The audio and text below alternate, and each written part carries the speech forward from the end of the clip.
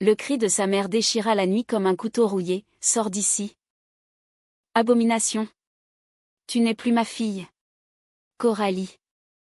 14 ans à peine, sentit le monde s'effondrer sous ses pieds nus, tandis que la porte de la maison familiale claquait derrière elle, emportant avec elle le dernier écho de son enfance.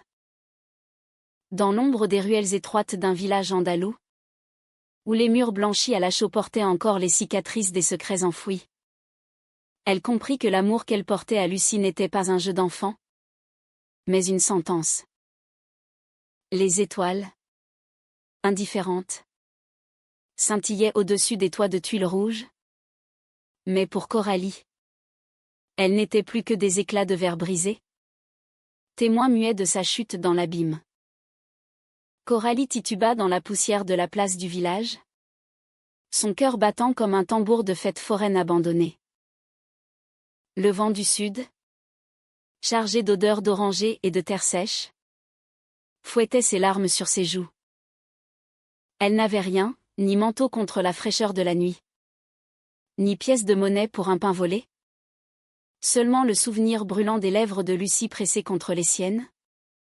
2 heures plus tôt, dans l'ombre du vieux moulin à vent, elle s'était embrassée pour la première fois. Un baiser maladroit et urgent, fruit d'années de regards volés lors des processions de la Semaine Sainte, de mains effleurées sous les nappes des tables familiales. Lucie, sa voisine, son ombre, son secret 16 ans, déjà promise à un avenir tracé par les murmures des anciens. Coralie. Le chuchotement avait été un appel désespéré. Mais maintenant, il résonnait comme une malédiction. La mère de Lucie, alertée par un voisin aux aguets, avait tout vu. Les portes s'étaient ouvertes, les voix s'étaient élevées, et le père de Coralie, ce géant aux mains calleuses de vigneron, avait rugi comme un taureau enragé. Lesbienne. Le mot avait claqué. Importé des villes lointaines, chargé de venin biblique et de peur viscérale. Dans ce coin reculé d'Andalousie, où les guirlandes de jasmin ornaient encore les balcons et où les nonnes chantaient des litanies pour purger les âmes, l'amour entre 2 filles n'était pas seulement un péché, c'était une tempête qui menaçait les fondations mêmes du village. Coralie courut sans but, ses sandales usées claquant sur les pavés irréguliers. Elle évita la grande place où la fontaine murmurait ses éternelles complaintes, et plongea dans les ruelles labyrinthiques qui serpentaient vers les collines. Derrière elle, les aboiements des chiens et les lueurs des lanternes dansaient comme des spectres. « Ne reviens jamais », avait hurlé sa mère, les yeux fous de honte. Son frère aîné, se lâche, n'avait rien dit, se contentant de baisser la tête, comme si le silence pouvait effacer la tâche. Et Lucie? Où était-elle?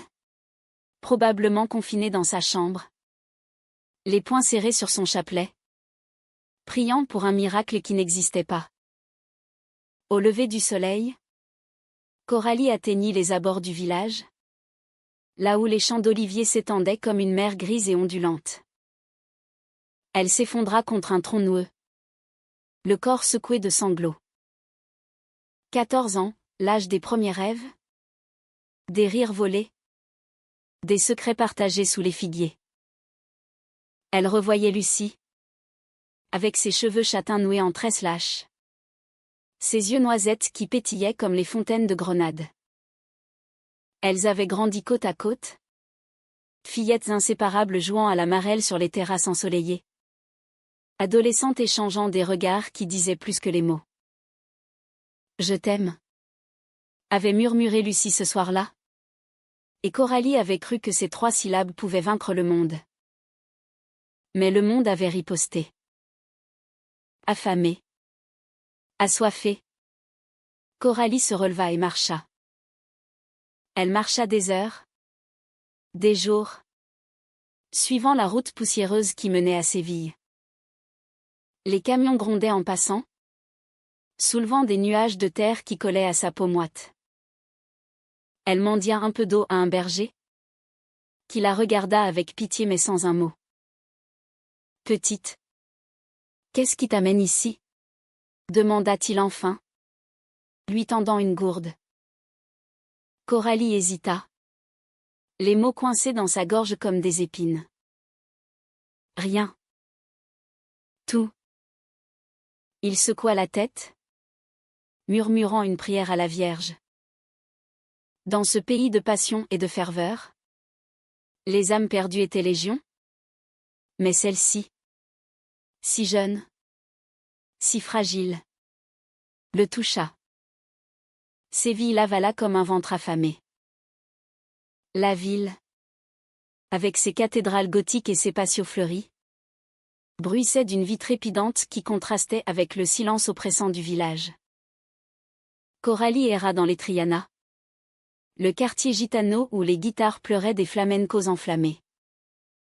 Elle dormit dans les porches, vola des fruits sur les marchés, apprit à esquiver les regards des gardes. Une nuit, sous un ciel étoilé comme un manteau de velours, elle croisa une femme aux yeux sombres, une danseuse de flamenco nommée Rosa. Âgée d'une quarantaine d'années, Rosa portait une robe rouge sang qui tourbillonnait comme une flamme. « Viens, Nina, » dit-elle en tendant la main. Coralie, méfiante, suivit. Rosa devint sa sauveuse, sa mentor, sa première amante. Dans l'appartement exigu au-dessus d'un bar à tapas, elle lui apprit à survivre, à coudre des costumes, à danser pour gagner des pesetas, à cacher son cœur sous un masque de fierté. L'amour entre femmes est un feu. Coralie. Il brûle, mais il illumine aussi. Elles s'aimèrent d'un amour charnel et protecteur, mais éphémère.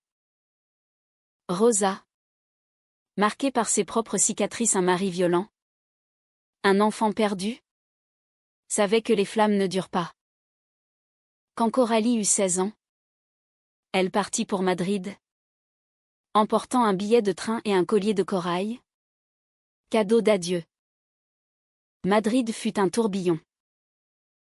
La capitale, avec ses boulevards haussmanniens hérités des rois et ses cafés intellectuels, offrait un refuge aux âmes rebelles.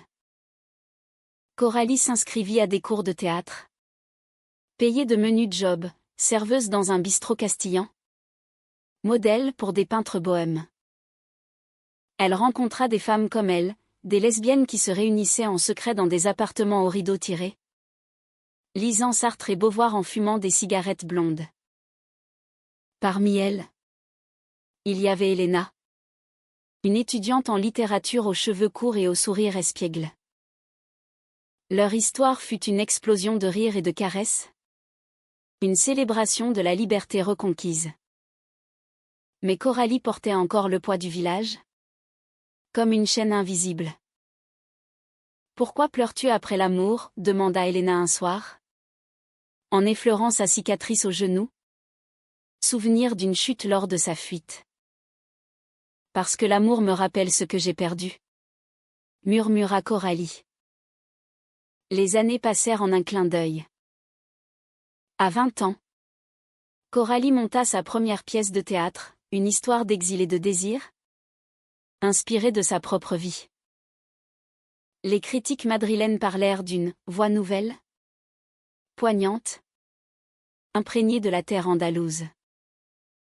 Elle devint actrice, puis réalisatrice, voyageant en Europe, Paris, où elle but du vin rouge dans les bistrots de Montmartre, Berlin, où les clubs underground pulsaient d'une énergie queer libérée. Mais toujours, au fond d'elle, Lucie persistait comme un fantôme. Des lettres non envoyées s'empilaient dans un tiroir. « Te souviens-tu de notre baiser sous les étoiles ?» Elle apprit par un cousin lointain que Lucie s'était mariée à 18 ans, à un fermier du village, et qu'elle avait 2 enfants. Le cœur serré, Coralie enterra le passé. Pourtant, à 32 ans, quelque chose la ramena. Une lettre de sa mère? Tremblante d'une écriture vieillie, ton père est mourant. Reviens. Si tu le peux. Coralie hésita. Les doigts crispés sur le papier jauni. Le village. Ce nid de serpent. L'appelait-il vraiment? Ou était-ce le destin? Ce farceur cruel. Qui la narguait? Elle prit le train pour l'Andalousie. Le paysage défilant comme un film en noir et blanc, olivraies infinies. Village perché sur des collines arides. À l'approche de la gare, son pouls s'accéléra. Et si Lucie était là? Et si le temps avait effacé tout? Le train s'arrêta dans un crissement de frein. Coralie descendit. Sac à l'épaule, vêtue d'une robe simple en lin blanc qui flottait comme un voile de deuil. L'air était lourd de jasmin et de regret. Sur le quai, une silhouette familière se détacha, Lucie. Les cheveux courts maintenant. Les traits durcis par les ans. Mais les yeux toujours noisettes. Profonds comme un puits. Coralie. Murmura-t-elle. La voix brisée. Et le monde, une fois de plus, bascula. Lucie s'avança. Hésitante. Comme si chaque pas franchissait un gouffre. Ses mains, autrefois si douces pour tresser des couronnes de fleurs sauvages, tremblaient maintenant, marquées par les travaux de la ferme. Tu es revenu? Dit-elle simplement. Et ces mots portaient le poids de 18 années d'absence. Coralie sentit une vague la submerger, colère, tendresse, désir refoulé. Elle voulait la serrer dans ses bras, la gifler, hurler toutes les nuits où elle avait pleuré son nom. Au lieu de cela, elle hocha la tête, muette, tandis que les voyageurs indifférents passaient autour d'elle comme des ombres. Le village n'avait pas changé. Ou du moins, il feignait l'immutabilité. Les mêmes murs blanchis. Les mêmes volets verts clos pour sieste. Les mêmes chats paresseux sur les seuils. Mais Coralie, elle, était une étrangère. Les regards se tournaient vers elle dès qu'elle franchit la grande place, murmure derrière les rideaux de dentelle. Doigts pointés discrètement. C'est elle, la fille perdue. Celle qui... Les mots non dits planaient comme une malédiction. Lucie marchait à ses côtés, silencieuse, guidant le chemin vers la maison familiale. Maman est avec papa à l'hôpital de Cordoue, expliqua-t-elle enfin. Il a un cancer. Les médecins disent qu'il n'en a plus pour longtemps. Coralie acquiesça, le cœur pincé. Son père. Ce colosse impitoyable qui l'avait chassé comme une chienne galeuse. Gisait maintenant diminué. Rongé par la maladie. Était-ce la justice poétique? Ou simplement la cruauté du temps? Elles arrivèrent à la maison de Lucie. Une bâtisse modeste aux murs couverts de bougainvilliers en fleurs. Les enfants, 2 garçons de 7 et 9 ans, jouaient dans la cour. Leurs rires innocents contrastant avec la tension palpable. Tia Coralie, s'exclama le plus jeune en la voyant. Mais Lucie le fit taire d'un regard. Pas maintenant. Mis à mort. Va jouer ailleurs. À l'intérieur, l'air était imprégné d'odeurs familières, pain frais, huile d'olive, et ce relent subtil de lavande séchée que Lucie affectionnait tant. Elles s'assirent à la table de la cuisine. Une bouteille de manzanilla ouverte entre elles. Ton mari? Demanda Coralie. La voix rauque.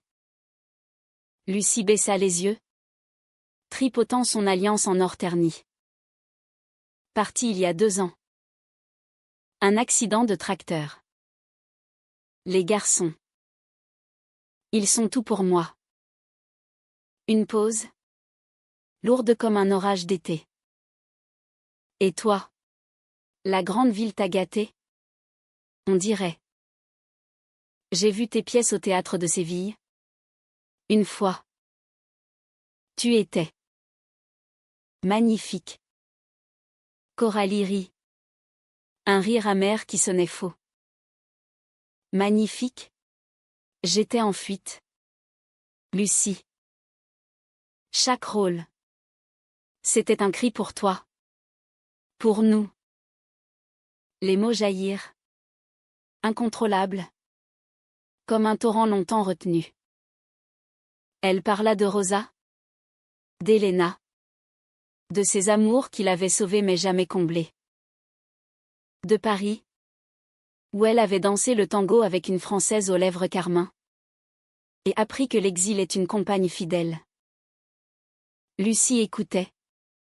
Les larmes coulant silencieusement sur ses joues. J'ai essayé d'oublier. Avoua-t-elle. Après ton départ, mes parents m'ont enfermée. Ils ont arrangé le mariage avec Javier pour me guérir. J'ai cru que c'était possible. Que l'amour pour un homme effacerait le nôtre. Mais chaque nuit, je revoyais ton visage. Le soir tomba, drapant le village d'un voile pourpre. Elles marchèrent jusqu'au vieux moulin, ce sanctuaire de leur jeunesse. Les ailes immobiles se dressaient comme des croix oubliées. Et la lune, ronde et indulgente, baignait les lieux d'une lumière argentée. Là, sous le même ciel qui avait vu leur premier baiser, Lucie prit la main de Coralie. Pardonne-moi. J'aurais dû te chercher, te suivre. Coralie secoua la tête, le cœur déchiré. Tu étais une enfant, comme moi. Nous étions piégés. Leurs lèvres se frôlèrent, hésitantes, puis affamées. Le baiser fut un feu ravivé, chargé de sel et de regrets, un mélange de passé et de présent qui les consuma. Mais le retour n'était pas un conte de fées. Le lendemain, au chevet de son père à l'hôpital, Coralie affronta le fantôme de sa douleur. L'homme, amaigri, les yeux caves, la reconnut à peine. Fille, murmura-t-il, la voix un râle.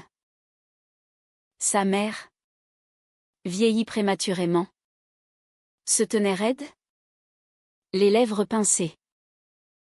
Tu as du cran de revenir? Lâcha-t-elle enfin, sans tendresse. Coralie s'assit, prit la main ridée de son père. J'ai appris à vivre sans vous. Mais je suis là. Les mots étaient un pont fragile sur l'abîme. Il pleura. En silence. Et pour la première fois, Coralie vit l'homme derrière le monstre, un paysan terrifié par le scandale. Par la perte de son honneur villageois. De retour au village, les rumeurs enflèrent comme une marée. La lesbienne est revenue pour se venger, chuchotaient les commères à la messe du dimanche. Coralie ignora les regards, se concentrant sur Lucie. Elles passèrent des journées volées, promenades dans les oliveraies, où les arbres centenaires murmuraient des secrets, dîners improvisés avec les enfants, qui adoptaient vite cette Tia aux histoires captivantes. Une nuit, sous les étoiles filantes d'où Lucie confia son tourment, Javier était bon. Mais pas pour moi. J'ai triché. Coralie. J'ai aimé d'autres femmes. En secret. À Séville. Une professeure. Une fois. Mais c'était vide. Sans toi. La jalousie piqua Coralie comme une guêpe. Tu m'as remplacé? Lucie secoua la tête. Désespérée. Jamais. Tu es mon premier amour. Mon seul. Mais la vie. Elle nous vole des morceaux. Leur passion se raviva. Intense. Clandestine. Dans la grange de la ferme, entourées de bottes de foin qui sentaient le soleil, elles s'abandonnèrent l'une à l'autre, corps et âme entrelacés. Coralie redécouvrit la douceur des courbes de Lucie. Les murmures en andalou mêlés à des soupirs. Je t'aime encore, Alta-T-elle. Et Lucie répondit par un baiser qui scellait un pacte fragile. Pourtant, les ombres s'allongeaient. Le cousin de Coralie, ce même frère aîné qui l'avait abandonné, revint de la ville avec des intentions troubles. Jaloux de son succès, elle avait été invitée à monter une pièce locale sur l'exil féminin. Il répandit des mensonges, elle corrompt le village. Elle veut emmener Lucie et les gosses. Les anciens se réunirent. Et bientôt, des lettres anonymes glissèrent sous les portes de Lucie, chasse-la. Ou subit le courroux de Dieu. Coralie sentit le piège se refermer. Une après-midi. Alors qu'elle cueillait des amandes dans les vergers, Lucie éclata en sanglots. Je ne peux pas. Coralie. Les enfants. Le village. Ils me haïraient. Le conflit culmina lors d'une fête patronale, sous les guirlandes de lumière clignotantes. La place bruissait de rires, de guitares et de danse. Coralie, invitée à lire un extrait de sa pièce, monta sur l'estrade improvisée. Sa voix, claire et vibrante, raconta l'histoire d'une fille chassée pour un amour interdit. Les mots résonnaient comme un défi, l'amour n'est pas un crime. C'est une lumière dans la nuit. Des applaudissements sporadiques, puis des huées. Son frère surgit. Ivre de vin et de rancune, mensonge. Elle a abandonné sa famille pour ses vices. La foule murmura. Divisée. Lucie. Au premier rang. Pâlit. Au lieu de la soutenir, elle se leva et quitta la place en courant, laissant Coralie seule face à la tempête. La trahison fut un coup de poignard. Plus tard, dans la nuit, Coralie la confronta chez elle. Tu m'as laissé là. Comme avant. Hurla-t-elle. Lucie. En larmes. Avoua, j'ai peur. Pour les garçons. Pour nous. Mais les mots blessèrent plus que les actes. Coralie partit. Le cœur en lambeaux. Jurant de ne plus revenir. Les jours suivants furent un brouillard de douleur. Coralie erra dans les collines. Dormant sous les oliviers. Refusant les appels de sa mère. Le village. Ce microcosme de préjugés et de passions. Bouillonnait. Les anciens débattaient, certains, touchés par la pièce, murmuraient une tolérance naissante, d'autres, figés dans leur bigoterie, exigeaient son départ. Son père mourut dans la nuit du 3e jour.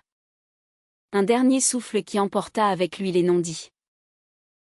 À l'enterrement, sous un ciel plombé de nuages bas, Coralie se tint en retrait, robe noire flottant au vent comme un drapeau de deuil. Sa mère s'approcha. Enfin. Les yeux rougis. Il t'a aimé. À sa façon. Pardonne-le. Coralie hocha la tête. Mais le pardon était une armure trop lourde à porter encore. Lucie évitait son regard. Se réfugiant dans les routines de la ferme, traire les chèvres. Préparer les repas. Border les enfants. Pourtant, la nuit, Elle pleurait seule, le corps encore marqué par les caresses de Coralie. La trahison qu'elle s'était infligée la rongeait. Comment avait-elle pu fuir? Encore? À 16 ans? La peur l'avait paralysée, à 34. C'était la maternité. Ce lien sacré et terrifiant. Elle revoyait les garçons, avec leurs sourires espiègles, et imaginait leur avenir souillé par les ragots. Maman. Pourquoi tout le monde chuchote? Avait demandé le cadet. Et elle avait menti. Une fois de plus. Coralie. De son côté, trouva refuge chez Rosa, qui avait quitté Séville pour un petit mas dans les environs. La danseuse, vieillie mais toujours flamboyante, l'accueillit avec un abrazo chaleureux. L'amour est un taureau. Minina. Il encorne, mais il danse aussi. Autour d'un feu de cheminée, Coralie déversa son âme, la reconquête manquée. La fuite de Lucie. Le poids du passé. Rosa écouta, puis posa une main ridée sur la sienne. Retourne là. Pas pour la conquérir, mais pour te libérer. Le village a besoin de ton feu. Inspirée, Coralie organisa une représentation clandestine de sa pièce, dans une grange abandonnée aux abords du village. Elle invita les femmes, les jeunes mères étouffées par les conventions, les veuves aux lèvres scellées, les adolescentes aux rêves secrets. Une vingtaine vinrent, guidées par des murmures. Sous la lueur des lanternes, Coralie joua le rôle principal, une exilée revenant affronter ses démons. Les mots coulaient comme un fleuve en crue, évoquant l'amour interdit, la solitude des nuits andalouses, la force des femmes unies. Des sanglots étouffés emplirent l'air, une vieille, aux cheveux blancs comme la chaux. À voix, j'ai aimé une cousine. Autrefois. On m'a forcé à l'oublier. Lucie apprit l'événement par une voisine compatissante. Son cœur se serra, assister. C'était défier le village, s'abstenir. C'était trahir Coralie une fois de plus. Elle choisit le courage, emmitouflée dans un châle sombre, glissant dans l'ombre comme un fantôme. Assise au fond, elle regarda Coralie illuminée par la lumière vacillante. Sa voix un appel à la liberté. Quand la pièce s'acheva sur une scène d'embrassade finale, deux femmes se retrouvant après des années, Lucie se leva, tremblante. Bravo, murmura-t-elle. Mais ses yeux disaient, je suis là. Après la représentation, elles se retrouvèrent dehors, sous un ciel étoilé où les constellations dansaient comme des amantes. Pourquoi es-tu venue? Demanda Coralie. La voix brisée. Lucie prit une profonde inspiration. Parce que je t'aime. Toujours. Et parce que j'ai menti à tout le monde, y compris à moi. Ravière savait. Tu sais, il m'a épousée par pitié. Pour les enfants. Mais mon cœur.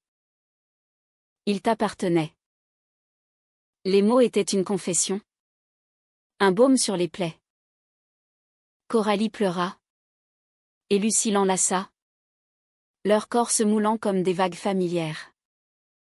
Mais le destin, ce dramaturge cruel, n'en avait pas fini. Le frère de Coralie, apprenant la réunion secrète, alerta les autorités locales non pour un crime, mais pour trouble à l'ordre public. Le lendemain, deux carabineros frappèrent à la porte de la grange. Dispersion illégale. Grognèrent-ils, dispersant les femmes avec des menaces voilées. Coralie fut sommée de comparaître devant le maire. Un homme bedonnant aux moustaches jaunies par le tabac. Vous semez le désordre? Mademoiselle. Ce village vit de tradition? Pas de folies urbaines. La nouvelle se répandit comme une traînée de poudre. Les commères triomphaient, on l'avait dit. Mais une fissure apparut dans le mur du silence.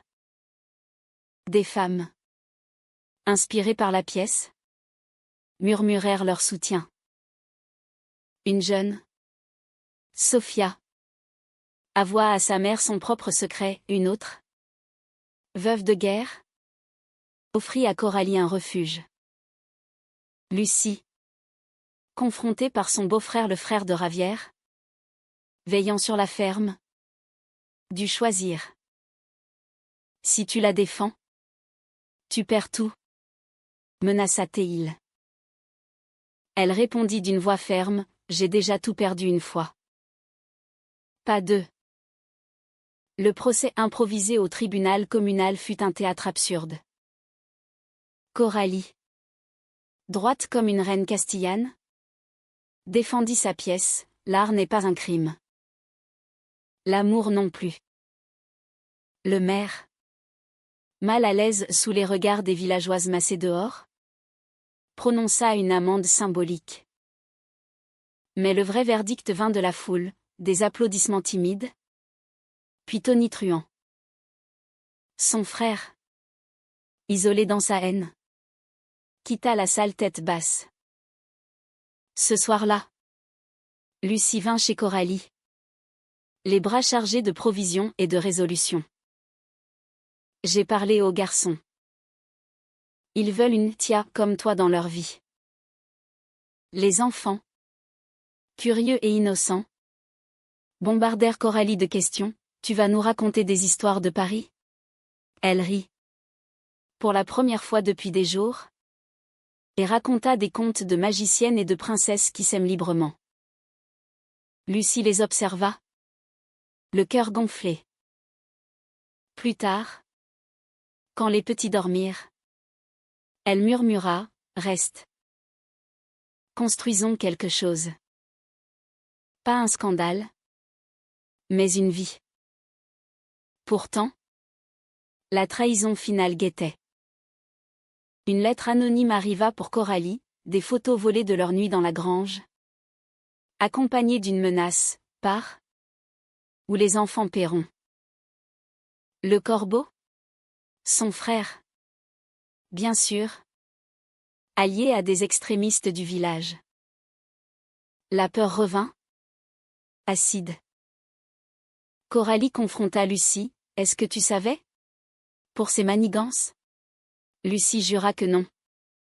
Mais le doute s'insinua. Poison lent.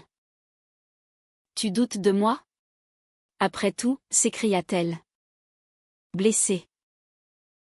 Coralie, épuisée, murmura, j'ai fui une fois. Je ne fuirai plus. Mais je ne briserai pas des innocents. La nuit fut une tempête, cris, larmes, accusations. Lucie avoua avoir vu son beau-frère fouiller dans ses affaires, mais n'avait rien dit par peur. Trahison, accusa Coralie. Et le mot claqua comme une porte.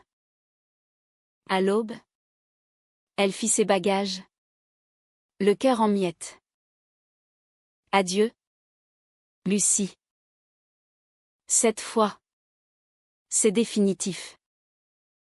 Elle partit pour Séville, laissant derrière elle un village fissuré, des femmes éveillées et un amour brisé. Les mois suivants furent un exil intérieur. À Séville, Coralie plongea dans le travail, une nouvelle pièce, inspirée de ce retour raté, intitulée Les ombres d'Andalousie. Elle tournait dans les théâtres, acclamée pour sa profondeur émotionnelle, mais chaque applaudissement sonnait creux. Rosa, sa confidente, la pressait, l'amour vrai ne meurt pas d'une trahison. Il renaît des cendres. Coralie hochait la tête, mais le doute persistait. Des nouvelles du village filtraient, son frère avait été chassé par sa propre femme. Lassées de sa méchanceté, les femmes formaient un cercle secret. Lisant des livres interdits. Partageant des histoires d'amour cachées. Et Lucie? Elle élevait ses fils seule. Plus forte. Mais hantée. 1 an passa. Puis 2. Coralie, à 34 ans, avait conquis Madrid. Paris, une invitation au Festival d'Avignon pour les ombres. Sur la scène provençale, sous un ciel azur, elle joua son rôle avec une ferveur qui émut les critiques français, une voix universelle, imprégnée de la passion latine et de la mélancolie existentielle. Colette elle-même aurait applaudi. Murmurait-on dans les cafés. Pourtant, au cœur de la gloire, le vide persistait. Une nuit, après une représentation, elle reçut un télégramme, les garçons demandent leur tia. Viens. Lucie. Le cœur battant, Coralie prit le train pour l'Andalousie. Le paysage familier défila, collines dorées, villages endormis. À la gare, pas de silhouette attendue. Au lieu de cela, un billet pour le moulin, avec une note, viens seul. L'appréhension la noua. Le sentier était envahi de chardons, mais les étoiles guidaient ses pas. Au moulin, une lanterne brillait. Lucie était là. Plus mince, les traits affinés par les épreuves, mais les yeux toujours ce puits de noisettes. À ses côtés, les garçons, grandis, timides mais curieux. Maman a dit que tu étais une héroïne, lança le cadet, brisant le silence. Coralie rit, émue, et les serra dans ses bras. Lucie observait, distante. J'ai divorcé de l'ombre de Ravière. J'ai vendu la ferme, en partie, pour éduquer les garçons librement. Et j'ai changé. Elle tendit une lettre, la confession de son beau-frère. Arrêté pour chantage. Avouant avoir agi seul. Poussé par la jalousie. Ce n'était pas une trahison de ma part. Juste de la peur. Encore. Coralie lut. Les larmes brouillant les mots. Pourquoi maintenant? Lucie s'approcha. Prenant ses mains. Parce que je ne peux plus vivre sans toi. Le village a changé. Un peu. Les femmes parlent. Les hommes écoutent parfois. Mais surtout, moi, j'ai changé. J'ai appris à me battre. Pour nous. Le baiser qui suivit fut différent, mature, profond. Un serment scellé par le temps. Les garçons, riant, lancèrent, on peut avoir des glaces maintenant? Le retour fut lent, humain. Coralie ne resta pas au village trop de fantômes. Mais elle y vint souvent, aidant à monter une troupe théâtrale locale, où les femmes racontaient leur vérité. Lucie et elle s'installèrent à Séville, dans un appartement au balcon fleuri, où les enfants grandirent entourés d'histoires et d'amour vrai. La mère de Coralie, apaisée par la mort, écrivit une lettre finale, tu es ma fille. Toujours. Le pardon fleurit. Tardif mais sincère. Des années plus tard, lors d'une représentation à Grenade, sous l'alhambra illuminé, Coralie et Lucie se tinrent la main en coulisses. On l'a fait, murmura Lucie. Coralie sourit, les yeux verts pétillants. Non. On continue. L'amour n'est pas une fin. C'est un chemin. Et dans ce pays de passion renflammée, leur histoire devint légende, non pas un scandale, mais un témoignage que même les cœurs brisés peuvent renaître. Plus fort, plus lumineux. Le village, ému par leur union discrète, un partenariat civil, célébré avec des amis intimes, offrit un olivier planté en leur honneur. Les racines s'enfoncèrent dans la terre andalouse, symbole de résilience. Coralie, l'exilée, était revenue non pour conquérir, mais pour guérir. Et dans les ruelles blanchies, les jeunes filles osèrent désormais se regarder avec tendresse, sachant que l'amour, cet oiseau rare, pouvait enfin voler libre.